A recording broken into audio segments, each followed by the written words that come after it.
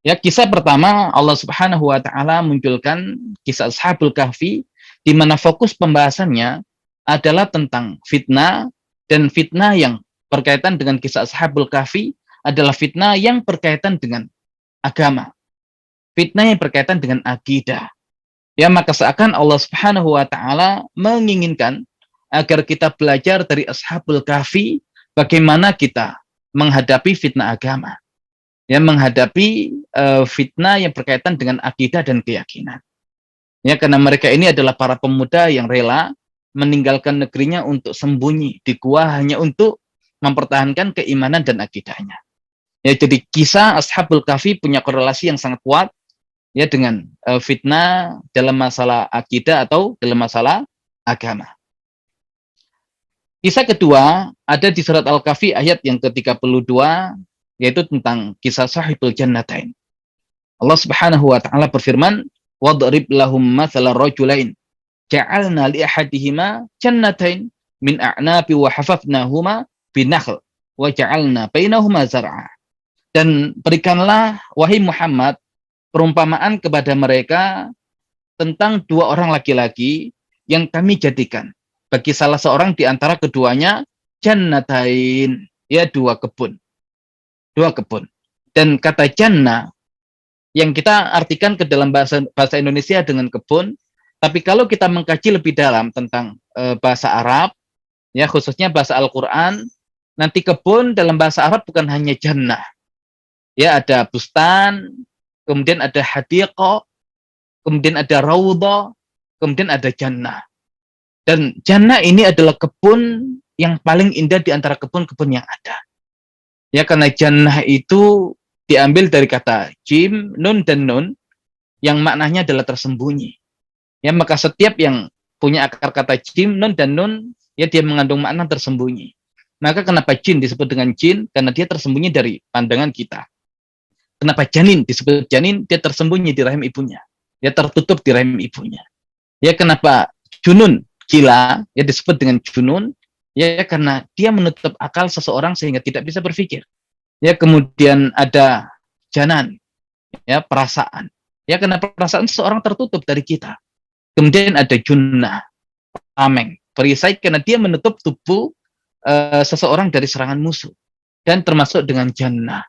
Ya, karena saking rindangnya pepohonan yang ada di dalamnya, sampai seseorang itu tertutup dari sengatan matahari, tertutup dari sengatan sinar dan cahaya matahari, juga tertutup dari pandangan orang-orang yang ada di luar. Dan biasanya jannah itu terletak di puncak gunung. Ya, dan satu jannah saja sudah luar biasa. Dan orang ini punya dua jannah. Ya, di mana jannahnya itu isinya adalah pohon-pohon anggur yang di sekelilingnya itu ya ditanami pohon-pohon kurma. Dan waja'alna bainahuma zar'a, dan di antara dua kebun itu ada ladang ya untuk tanaman-tanaman yang lain. Ya, sebuah kebun yang luar biasa, menakjubkan. Ya, bahkan kalau kita lanjutkan ke ayat yang selanjutnya, ya kita pun akan tahu betapa luar biasanya kebun ini. Ya, tapi kebun yang luar biasa, ya ajaib ya bagi Allah Subhanahu wa taala, dalam sekejap kemudian Allah binasakan ya kebun itu karena kekufuran pemiliknya. Ya, maka kisah Sahibul Jannatain menggambarkan tentang fitnah yang berkaitan dengan harta. Ya, fitnah yang berkaitan dengan harta. Maka kalau kita ingin berhasil melewati fitnah harta, belajarlah kepada Sahibul Jannatain. Ya, kemudian kisah yang ketiga adalah kisah Nabi Musa dan Nabi Khidir. Nah, Allah Subhanahu wa taala memulai dengan perjalanan Nabi Musa ketika nanti diterangkan dalam sebuah hadis ketika ditanya siapa yang paling berilmu dari Bani Israel, maka Nabi Musa mengatakan saya. Dan memang Nabi Musa adalah pemimpinnya Bani Israel. Nabi dan Rasulnya Bani Israel. Wajar kalau Nabi Musa ya menyatakan dirinya adalah yang paling berilmu. Dan beliau bukan seorang Nabi dan Rasul, tapi bahkan ulul azmi. Bahkan Allah berikan keistimewaan dengan langsung diajak berbicara oleh Allah Subhanahu wa taala. Ya, menjadi kalimullah. Tapi ternyata Allah tidak ingin. Ya, setinggi apapun ilmu seseorang mengklaim dirinya adalah orang yang paling berilmu. Wa fawqa kulli dzi ilmin alim. Dan di atas orang yang berilmu itu masih ada alim. ya, yang maha berilmu, yang maha mengetahui.